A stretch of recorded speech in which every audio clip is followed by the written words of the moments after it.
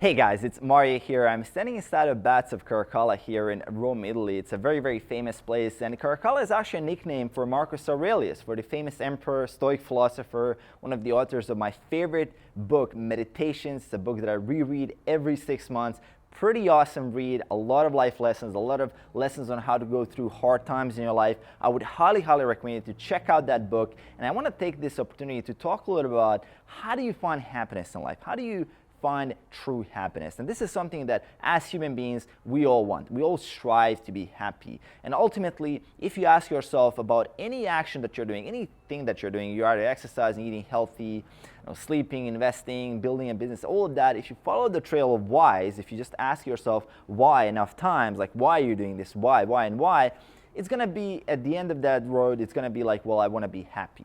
And that's ultimately what we all want. And there's a lot of confusion, a lot of myths on the topic. Some people will claim that you need a lot of money to be happy, that money makes you happy. And that's a common belief, at least in our society where we grow up and they teach us, well, look at that rich guy or rich girl or that rich family. They're so happy, they're enjoying life, which that necessarily isn't that true, because day-to-day happiness, they actually did some studies on this, and day-to-day happiness doesn't change past a point of about $75,000, at least in the United States, if you're living in that kind of, let's say, middle class range. And any money above that, actually, if you even double that income, your happiness will only increase by 9%. Which is kind of an interesting piece of statistics here. And that's kind of that myth of like, well, you need a load of cash to be happy, which is definitely not true. Although, I mean, if you do have that financial stability and you have that financial freedom, you will feel like your life has, let's say, more stability.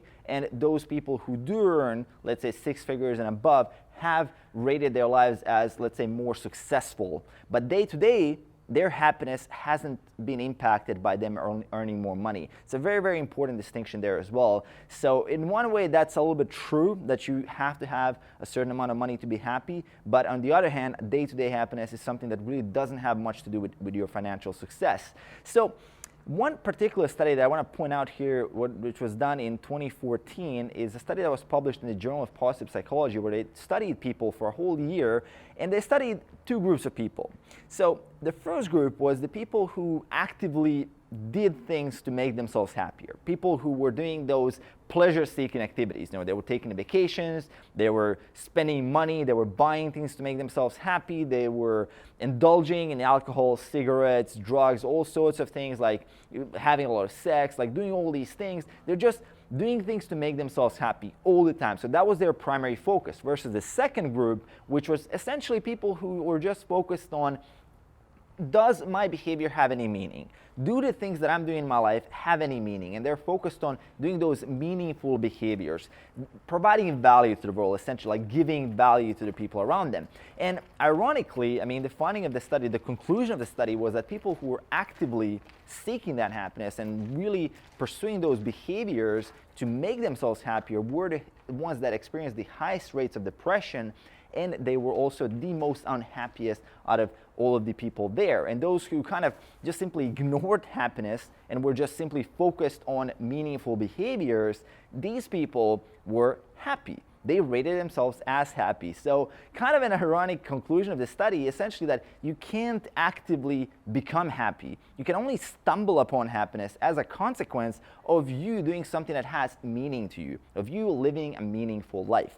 And now that comes to a question, well, how do you find that meaning in your life? And that's really something that a lot of people ask themselves. They ask themselves, well, what is my meaning? Like, what does my life have meaning for? And that's something that actually life is asking you. The world is asking you that same question. Like, what do you want your life to have meaning in? Like, what is your meaning? And that's something that you have a decision, and that's something that you have to decide what that meaning is. It's not something that it's like given to you. It's something that you make a decision on, and that is going to be your meaning. So that's a big, big distinction there. And actually, this lesson and a really famous book on this topic is Man's Search for Meaning by Viktor Frankl. And he's one of the authors that first pointed out he survived concentration camps. He went through hell in World War II.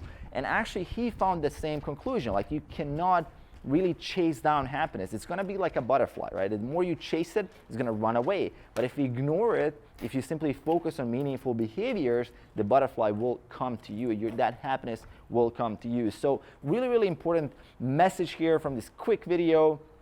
Love being in Rome, pretty damn awesome place. I'm going to leave links to these books, to Meditations and Man's Search for Meaning, in the description below. Those are my 2 books that I would place in the top 5 books of all time that I ever read. I know a lot of you guys ask me for book recommendations. If you have not read these 2 books, get on it immediately. They're going to be changing your life. They're going to change lives of millions of people, and they have been books that have been rated bestsellers. It's sold in millions and millions of copies, so highly, highly recommend you to check that out. Links will be in the description below. Aside from that, let me know in the comments below how you resonate with that idea that you can't actively find happiness, that you have to kind of stumble upon it. It has to arise from your meaningful behaviors. How do you resonate with that idea? Have you ever had any experience that actually confirms that? And aside from that, make sure to click that subscribe button to support the channel, and I'll see you guys in the next one.